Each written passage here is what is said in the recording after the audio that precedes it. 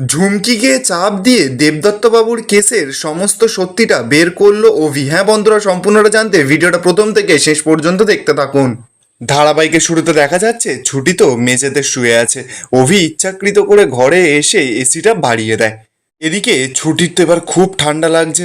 ছুটি মনে মনে বলছে যে আমি বুঝি না ভেবেছে, ইচ্ছাকৃত করে এসিটা বাড়াচ্ছে আমি যাতে ওনাকে কিছু একটা বলি, বকাবকি করি। কিন্তু না, আমি তো সরাসরি কোনো কথাই বলবো না, আমাকে দিয়ে কথা বলাতেই পারবে না, এই বলেই তো ছুটি একটা চাদর মুড়ি দিয়ে নেয়। অভিতে এবার সেই সমস্ত কিছু দেখে রেগে গিয়ে মনে মনে বলছে যে কিরকম জেদ মেয়েটার, এক ফোঁটাও কথা বলছে না আমার সঙ্গে। ঠান্ডায় এদিকে জমে যাচ্ছে পুরো, তাও মুখ থেকে একটা কথাও বের করবে না। ঠিক আছে, আমার নামও অভিমন্যু শঙ্কর রায়, কথা কিভাবে বলাতে হয় সেটা আমিও খুব ভালো করে জানি। অপরদিকে দেখা যাচ্ছে জয় শতরূপাকে বলছে যে এই যে শতরূপা, লোকটা যে কি ভালো তোমাকে কি বলবো, আজকে না আবার 1 কোটি টাকা আমাকে দিয়ে দিয়েছে। মানে জয় রুদ্রপ্রসাদের কথা বলছে। শতরূপা তখন জয়কে বোঝাচ্ছে, বলছে যে আমি তো ব্যবসা সম্বন্ধে খুব একটা ভালো বুঝি না, কিন্তু ব্যবসার মূল হচ্ছে যে চোখ কান খোলা রেখে ব্যবসা করা। তাই পুরো চোখ বন্ধ করে কাউকে বিশ্বাস করে নিও না কিন্তু। আর ছুটি যাই করুক এই বাড়ির খারাপ চেয়ে কোনো কাজ করেনি। আর এটা তো সত্যি কথা যে ছুটির বাবার যে কেসটা চলছে সেখানে রোমা আর রুদ্র ওরা যুক্ত আছে। আর এটা তো সত্যি কথা যে ছুটি যতবার কিছু ভালো করেছে সব এই বাড়ির কথা ভেবেই করেছে। আর তুমি যে ব্যবহারটা করেছো সেটাও কিন্তু একদম ঠিক করোনি। আমার মনে হয় তুমি একবার ওই ছুটি বলে মেয়েটার সঙ্গে কথা বলে দেখো। জয় তো এবার শত্রুপার কথা শুনে রেগে গেছে, বলছে যে আরে বাবা তুমি না সব সময় ওই ছুটি ছুটি বলে মেয়েটার কথা সারাক্ষণ ভাবতে থাকো। শতরূপা তো এবার জয়কে বোঝাচ্ছে, বলছে যে তুমি এরকম কেন করে বলো, ওই মেয়েটা না ছোটবেলা থেকে বাবা মা পায়নি, কাউকে পায়নি, তুমি একবার কথা বলে দেখো ওর সঙ্গে। জয় তো এবার সরাসরি শতরূপাকে বলছে যে আচ্ছা ঠিক আছে, কালকে সকালে নয় কথা বলে নেব। শতরূপা তখন জোর করছে জয়কে, বলছে যে আরে বাবা তুমি সবসময় খাল খাল কেন করো, চাও না এখন গিয়ে একটু কথা বলে আসো না। জয়কে তো এবার ঠেলে পাঠিয়ে দেয়। অপরদিকে দেখা যাচ্ছে অভির সঙ্গে তো ছুটির কোনো কথা হচ্ছে না, তাই জন্য অভি এবার কি করবে, ছুটির তো রাগটা ভাঙাতে হবে, ছুটি যাতে কথা বলে। তাই জন্য অভি নিজের ফোনে কুকুরের ডাকার শব্দ ছেড়ে দিয়েছে। ছুটির দিকে সাউন্ডটা বাড়িয়ে দিয়ে ঘুরিয়ে রেখেছে ফোনটাকে। ছুটি তো এবার বেরিয়েছে, মুখ বের করেছে চাদর থেকে, বের করে মনে মনে বলছে যে কুকুর ডাকুক শিয়াল ডাকুক যাই ডাকুক না কেন আমি কথা বলবো না। অভি তো এবার সেটা দেখেও বলছে যে যাব বাবা, কুকুরের ডাকেও কোনো রিয়াক্ট করছে না। অভি এবার কি করবে, আস্তে আস্তে করে ভয়ে ভয়ে নাম ধরে ডাকছে, বলছে ছুটি। অভি তো দেখছে যে ছুটি তো ডাকার পরেও সেই কোনো সাড়া দিচ্ছে না, অভি এবার সঙ্গে সঙ্গে শুয়ে পড়ে। অপর দিক থেকে দেখা যাচ্ছে জয় তো এবার ছুটিদের ঘরের সামনে চলে এসেছে। এবার ছুটিদের দরজাটা তো খোলা ছিল হালকা করে, তো জয় এবার ভেতরে ঢুকতে যাবে, ঠিক তখনই জয় দেখতে পাচ্ছে যে অভি একা খাটে শুয়ে আছে আর ছুটি নিচে মেঝেতে শুয়ে আছে। জয় তো সেটা দেখে পুরো চমকে গেছে, মনে মনে বলছে যে ওরা স্বামী স্ত্রী আলাদা শোয়। না না, এটা তো স্বামী স্ত্রী সুলভ আচরণ নয়। তার মানে ওরা দুজন শুধুমাত্র স্বামী স্ত্রী হওয়ার নাটক করে। দাঁড়াও, কাল সকালে এর একটা হেস্তনেস্ত হবে, সকল পরিবারের সামনে, মায়ের সামনে। হয়তো এবার প্রমাণ রাখার জন্য নিজের ফোনে কটা ফটো তুলে ওখান থেকে চলে যায়। এরপর পরের দিন সকাল হয়ে যায়।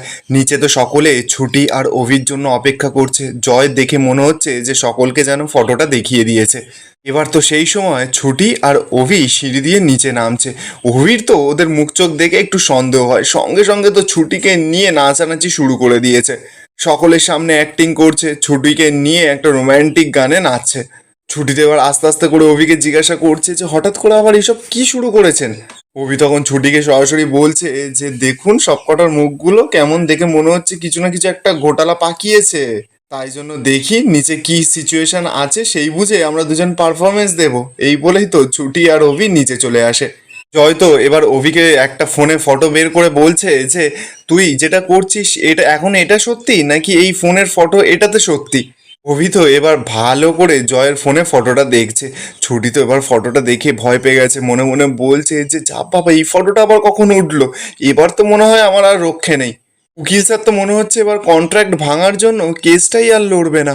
এদিকে জয় তো অভিকে বলছে কি হলো অভি, তুই কিছু বল, স্বামী স্ত্রী তোরা আলাদা থাকছিস, এই বাড়ির প্রত্যেকের তো জানার অধিকার আছে যে তোরা এইরকম ভাবে কেন থাকিস। আমিও তো এবার রেগে মেগে অভিদের বলছে যে তোমরা যদি স্বামী স্ত্রী না হও তাহলে এই বাড়িতে একসঙ্গে থাকছো কেন। অভি এবার কি করবে, কিছু তো একটা বলতে হবে, সকলের সামনে নাটক করা শুরু করে দিয়েছে।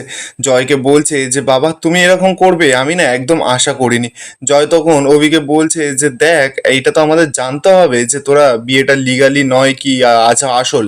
অভি তো এবার কনফিডেন্টের সঙ্গে জয়কে বলছে যে বিয়েটা লিগাল কি ইললিগাল সেটা তো আমি বুঝে নেব, আর তোমরা না ঠিকই দেখেছো, ছুটি আর আমার মধ্যে একটা সমস্যা হয়েছে, তাই জন্য আমরা আলাদা শুয়েছিলাম। ঠাম্মি তো এবার সেই সুযোগে বলছে যে এইসব আবার ঝামেলা হয়েছে তো আলাদা থাকার কি আছে, একেবারে ডিভোর্স দিয়ে দাও। আমি তো তোমাকে আগেই বলেছিলাম যে এই মেয়ে একদম সুবিধার নয়, তোমার যোগ্য নয়। ঈশা তো এবার কথাটা শুনেই খুব খুশি হয়েছে, বলছে ডিভোর্স, তাহলে মানে ডিভোর্স হবে ওদের? না না, পরীকে আমাকে কথাটা জানাতেই হবে। ঈশা তো এবার ঝুমকিকে ভিডিও কল করেছে, ঝুমকি তো এবার ফোনটা ধরেছে। ঝুমকিকে ঈশা বলছে যে ডিভোর্স হবে, ডিভোর্স, হ্যাঁ ও ভালো করে একবার দেখো ভিডিওটা। ঈশা তো এবার ভিডিও কলে ঝুমকিকে লাইনে রেখে দিয়েছে। এদিকে দেখা যাচ্ছে অভি তো এবার ঠাম্মিকে রাজ দিচ্ছে, বলছে যে ঠাম্মি আমি এক সেকেন্ড একটা কথা বুঝতে পারছি না যে ডিভোর্সের কথাটা এখানে আসছে কোথা থেকে। আমরা দুজনই কি পৃথিবীর প্রথম নাকি যে স্বামী স্ত্রীর মধ্যে ঝগড়া হয়েছে? আমি তো নিজে কতবার দেখেছি যে মা আর বাবার মধ্যে কতবার ঝগড়া হয়েছে, বাবা এসে সোফাতে ঘুমাতো, তাও মানে কি বাবা আর মায়ের মধ্যে ডিভোর্স হয়ে গেছে? অভি তো এবার ছুটিকে বলছে, ছুটিকে নাটক করতে করতে সকলকে দেখিয়ে দেখিয়ে বলছে যে ছুটি জানো তো একদিকে ভালোই হয়েছে, আমরা দুজন আলাদা শুয়ে বেশ আবার কাছাকাছি চলে এসেছি। অভি তো এবার ঠাম্মি আর সকলকে বাকি সকলকে বলছে যে আমি না আবার এই আমার বউকে বেশি দিন ছাড়া থাকতে পারিনি, আবার কোল বালিশ না বানিয়েও আবার থাকতে পারি না। সকলে তো এবার কথাটা শুনে পুরো লজ্জায় পড়ে গেছে। হ্যাঁ, ঠাম্মি তো এবার রেগে মেগে শিখাকে বলছে যে শিখা আমার খাবারটা ঘরে দিয়ে আয়, আর এখানে দেখতে পাচ্ছি লজ্জা শরম বলতে কারোর কিচ্ছু নেই। কবিতা এবার ঠাম্মিকে রাগানোর জন্য বলছে যে বাহ বাহ বাহ বাহ, এতক্ষণ হাটের মাঝে যে আমাকে এইসব প্রশ্ন করছিল তখন আমার মান সম্মান ছিল, আর আমি এখন যেই উত্তরটা দিলাম তখন সকলের মান সম্মান চলে গেল। জয় তো এবার অভিকে বলছে যে আচ্ছা তুই আমাকে একটা কথা বল, তোরা দরজা খুলে শুয়েছিলিস কেন? অভি তো এবার নাটক করতে করতে ছুটিকে বলছে যে দেখেছো তো, তুমি আমার থেকে দূরে সরে গেলে আমার বাড়ির লোক না একদম সহ্য করতে পারে না, তুমি একদম আমার থেকে দূরে সরে যাবে না, বাড়ির লোকরা টেনশন করে না? আর দেখো আজকের পর থেকে কিন্তু এইসব ম্যাট্রেস ফ্যাট্রেস গদি ফদি কিচ্ছু থাকবে না আমার আর তোমার মাঝখানে, ওই ঘরে শুধুমাত্র তুমি আর আমি থাকবো। ছুটিতে এবার লজ্জায় পড়ে যাচ্ছে। ছুটি তখন কথাটাকে ঘুরিয়ে দিয়ে অভিকে বলছে যে শোনো না, আজকে না আমার অফিস যেতে একটু দেরি হবে, আমি ওই বাচ্চাদেরকে রথ ফথ কিনে দিয়ে তারপরে যাব। আর এখানেই আজকের এপিসোডটা শেষ হয়ে যায়।